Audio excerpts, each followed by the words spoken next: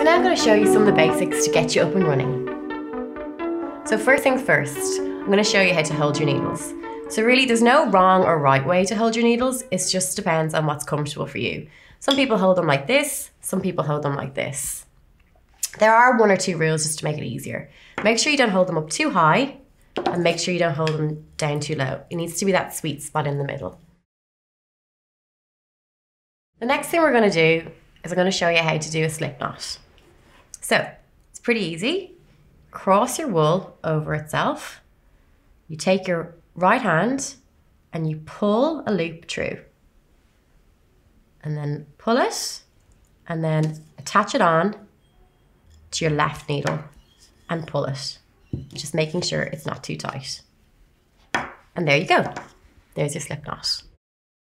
So next thing we're going to do is cast on stitches. So you've created your slip knot. You put it on to your left needle, and next thing we're going to do is cast on a stitch. So what you need to do is insert your needle in between, like this, wrap your wool from your right hand, anti-clockwise around your needle, pull it through, and you've created a second stitch. Next thing to do is to pull it up and lift it onto your left needle. And there you have it. I'll show you one more time. Go in to the back of the stitch. We're going to wrap our wool around, pull it through, and wrap it over the needle. One more time again. Into the back of the stitch, wrap your wool around, pull it through, and pull it over the needle. And there you have it. That's casting on. So the next stitch I'm going to show you is the knit stitch.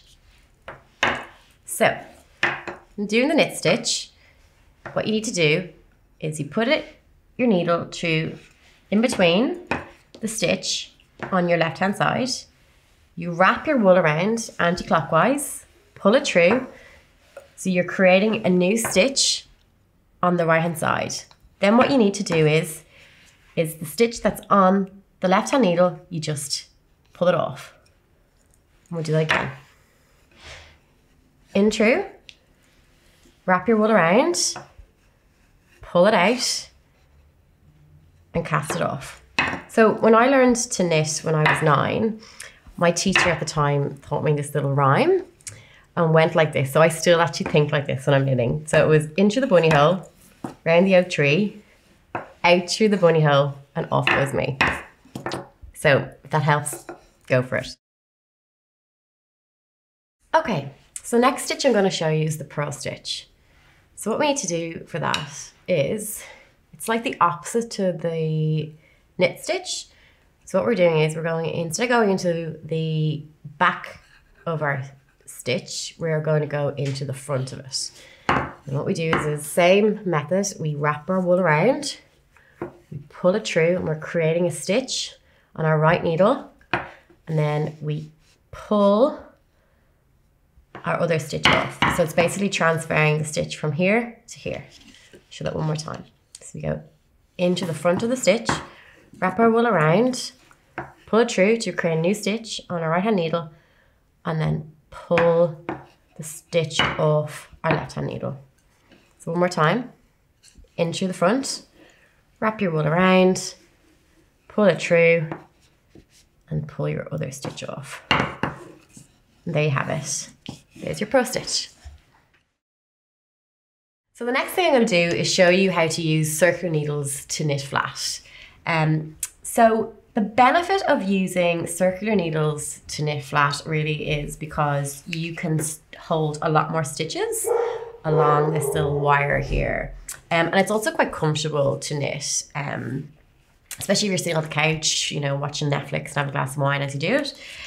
So I'm going to show you how to do it. So circular knitting needles, most people think they're for knitting in the round, but they are very comfortable to use knitting in the flat. So I'm going to show you how to do this. So what you do is it's basically the same as holding your standard straight knitting needles. You knit as normal, until you get to the end of the row. And instead of keep going, which would mean that you would start knitting in the round, you are literally just going to swap your hands. So, nearly there.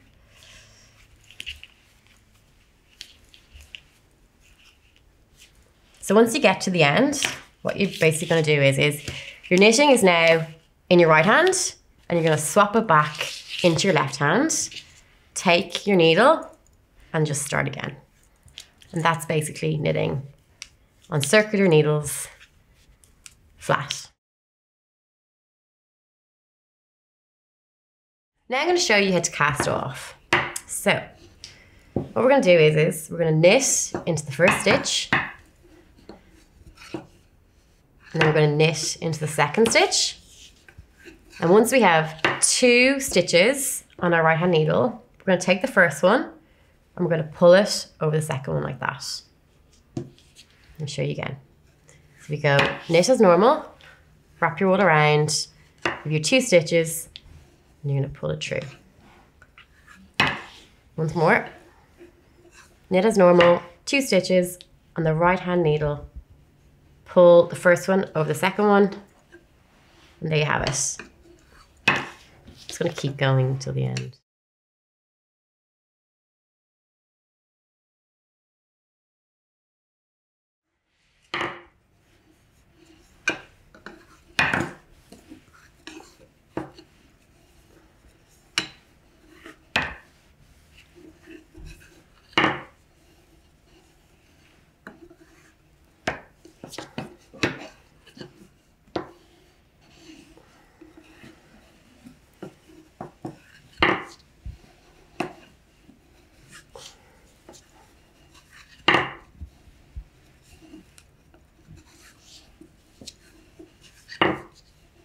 Now, once you get to the end, you have 1 stitch on your right hand needle. What we're going to do is just snip our yarn and then just pull it through. And there you have it. That's how you cast off.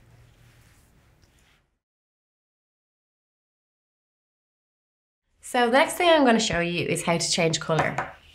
So what we're going to do is we always change our colour at the start of a row, but the same concept applies to if you run out of wool halfway through your work and you want to change to a new ball of yarn the same colour, it's the same technique.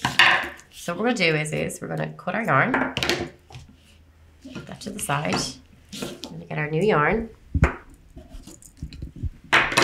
You're going to create a little knot. Just tie it on to the existing yarn. Now, just go to knit then, as normal. And what we'll do is at the ends, we'll weave in the loose ends.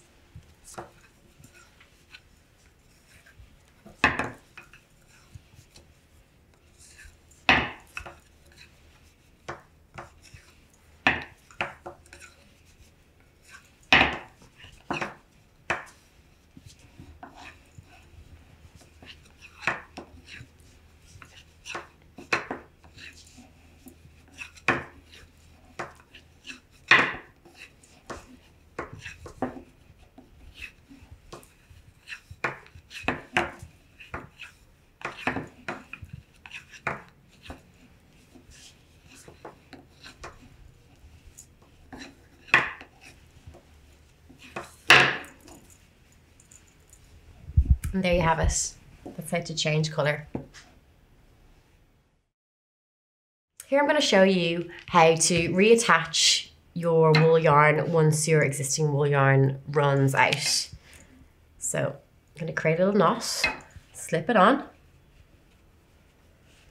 bring it to the edge, and just pull it with your needle and just pull it tightly. And again, we can weave these pieces in at the end. And then you continue knitting, like so. And that's how you add a new ball of wool once your existing ball of wool has run out. I'm going to show you how to count stitches on your work. This is really important when you are following your pattern. You might have walked away from your work for a day or two and you're trying to find out which row you're on. Some people like to write it down, but I'm not that organized, so the easiest way is just to count it. So how you count your stitches is, as you can see here, you have your little V notches on your stockinette stitch. So you start on the first V notch. So that would be counted as 1, 2, 3, 4, 5, 6, 7, 8, 9, 10, 11, and then 12. And if you wanted to, some people like to find it easier to count on the back of their work, which is the wave-like stitch. So again, start at the start, 1, 2, 3, 4, 5, 6, 7, 8, 9, 10, 11, 12. And that's how you count your rows.